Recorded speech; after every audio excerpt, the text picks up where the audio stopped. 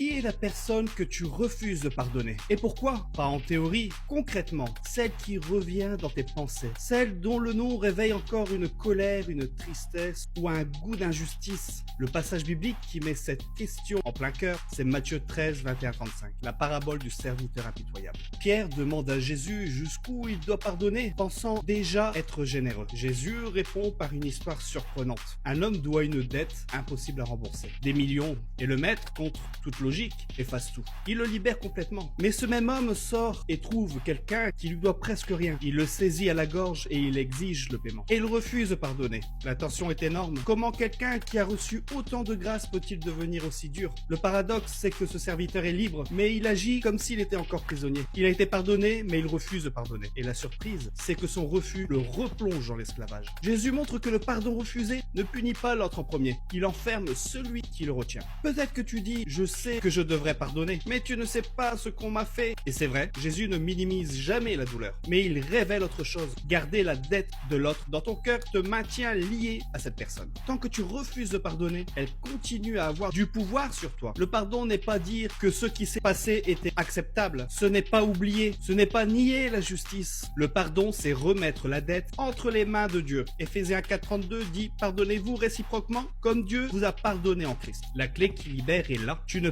pardonnes pas par ta force, tu pardonnes à partir du pardon que tu as reçu. Le pardon est un acte d'obéissance avant d'être une émotion. Tu n'attends pas de le ressentir pour pardonner. Tu choisis de pardonner. Et Dieu soigne ensuite ton cœur. La grâce reçue devient la source de la grâce donnée. Alors maintenant, prends une décision claire. Remets cette dette à Dieu. Peut-être que la guérison prendra du temps, mais fais le premier pas aujourd'hui. Parce que pardonner ne change pas le passé, mais ça libère ton avenir.